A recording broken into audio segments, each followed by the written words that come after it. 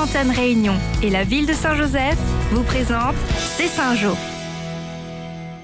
Bonjour, c'est Saint-Jo. Cette semaine vous invite au Centre des Arts du Feu pour un workshop céramique des étudiants de l'École supérieure d'art de La Réunion. Direction ensuite la Plaine des Grecs qui vivra à partir de jeudi à l'heure du safran en fête. C'est maintenant, c'est Saint-Jo.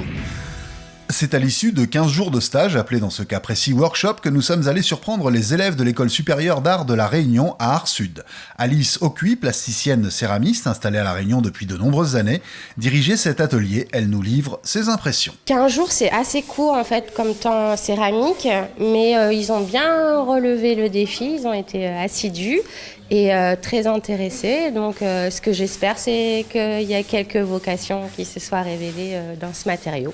Tout le monde mettait la dernière touche à son travail avant le passage incontournable au four.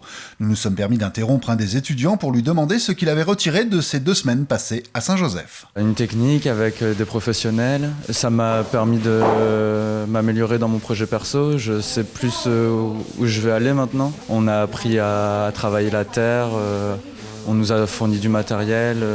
Tout est parfait, dans une bonne ambiance. Venu spécialement de Limoges, Jean-Charles Prolongeau, plasticien dont c'est le 5e séjour dans l'île, a toujours soutenu et encouragé les activités du Centre des Arts du Feu. Il nous le confirme. Mon idée, c'est toujours qu'on développe de plus en plus d'activités différentes à Art Sud. Il y a la possibilité de faire du basalte émaillé, on peut faire du verre.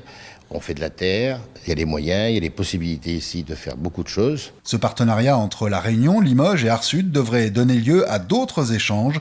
En tout cas, les étudiants ne demandent que cela.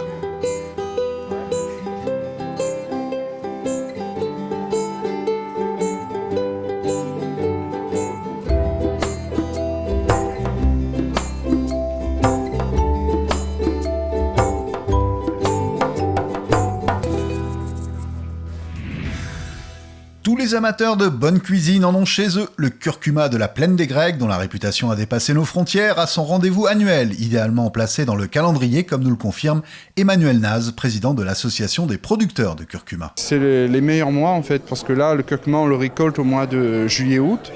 À partir de juillet-août, on va commencer à le transformer. Donc le temps de le transformer, il faut quand même 2 à 3 mois. Donc novembre, c'est vraiment l'idéal. Le safran en fête est depuis de nombreuses années l'occasion, entre autres, d'assister à l'élection de Miss Saint-Joseph. Cette année, le comité Miss Réunion s'est impliqué dans la préparation des candidates. Aziz Patel. Il y a de très jolies jeunes filles, on a eu du mal à sélectionner déjà, il y a eu pas mal de candidates qui sont venues. On a sélectionné les 10 qui correspondaient le plus aux critères et ça va être compliqué pour le jury. Ambre Nguyen, Miss Réunion 2016, sera présente, juste avant son départ pour Miss France d'ailleurs.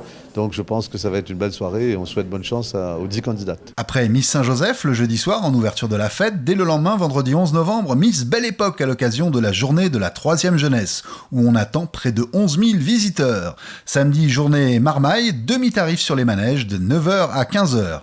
Et dimanche, sport et tourisme avec la 5e édition du Trail du Curcuma. Sur le champ de foire et autour, la Maison du tourisme du Sud Sauvage vous attend pour de nombreuses animations.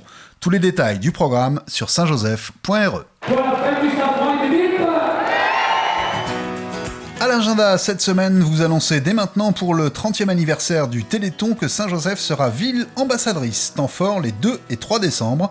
Mais les actions auront lieu dès le mois de novembre, entre autres un repas-concert le 26 novembre sur réservation au 06 92 00 17 20. Bonne semaine et à bientôt pour C'est Saint-Jo.